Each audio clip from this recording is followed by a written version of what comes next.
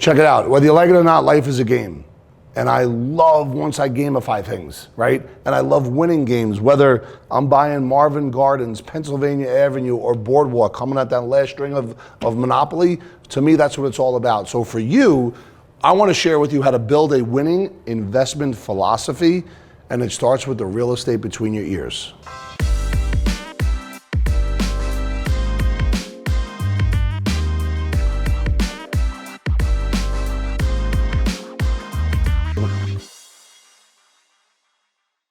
So check it out. Life is a game, and the name of the game is ROI. And what is ROI? What am I actually talking about? At the end of the day, here's the definition. Ready? ROI stands for return on investment. ROI is a performance measure used to evaluate the efficiency of profitability, stay with me, of an investment or compare the efficiency of a number of different investments. ROI tries to directly measure the amount of return on a particular investment relative to an investment cost. Ready? If I have 10,000 here, and if my ROI is good enough and it compounds, it could double. That's what ROI is, return on investment. So what is ROI and how do we calculate it? Well, check it out. It's increase over investment. The investment was $100, the increase was $20, and that gives us an ROI of 20%.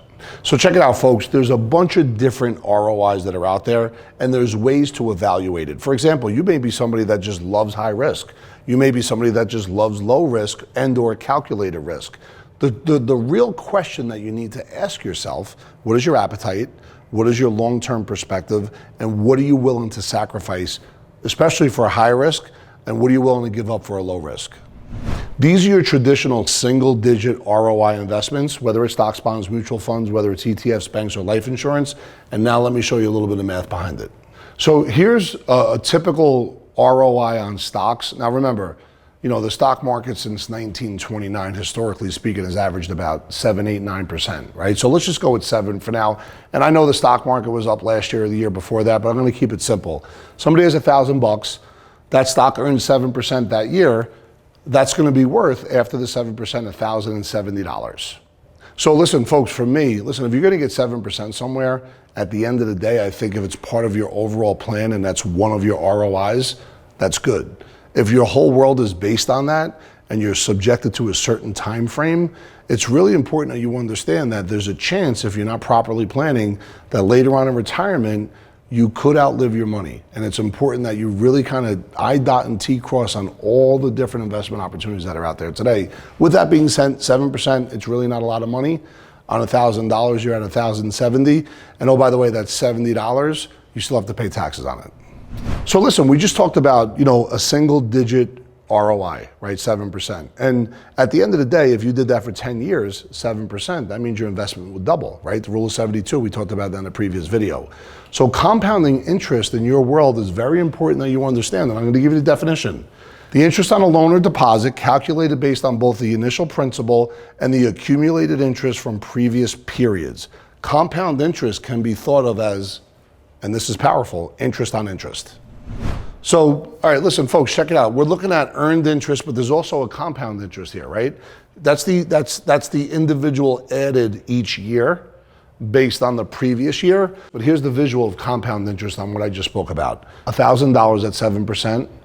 In that next year, it's worth $1,070. If it earns 7% again, it doesn't go 70 plus 70 because now the compound is in effect. It's worth $1,144, so on and so forth. And this is the visual of single-digit ROI as it compounds. Now, the real question is, while this is working, can you create a model where this interest doesn't get interrupted, borrow from this, and go buy another investment that may earn 10, 20, or 30%? The answer is yes, no guarantees, but that's how you could really begin to get a couple of different ROIs off of using the same dollar. So let's say I gave you $1,000 and you put it in your pocket and didn't touch it for 40 years, this is what it would look like down here, okay? However, let's say if I gave you that same 1,000 and you earned 7% a year for 40 years, and here's the mountain chart, and it's gonna be worth $16,000, $15,000 because of the magic of compounding. Now, the magic of compounding is half the story, because as you're compounding your money, this is almost like an iceberg. You still have to pay taxes, you still have to pay fees, and there's still a lost opportunity cost.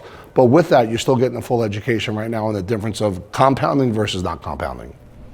So every day we are pushing out information, education, and content. I just showed you some examples of what compounding interest looks like versus not compounding. If you really want to learn more and you want to take a deeper dive into what your world looks like, go ahead and click the link below, and one of the members at Epic will sit down and take you through an educational process and share with you or answer any questions that you may have. So listen, thank you so much for checking out the most recent video that we did. Go ahead and hit the subscribe button, ring that bell, and check out our next video.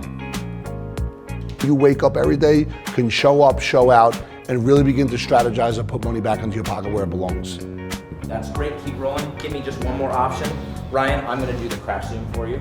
Yeah, Okay. I just wasn't. No, that's fine, that's fine. We'll just take it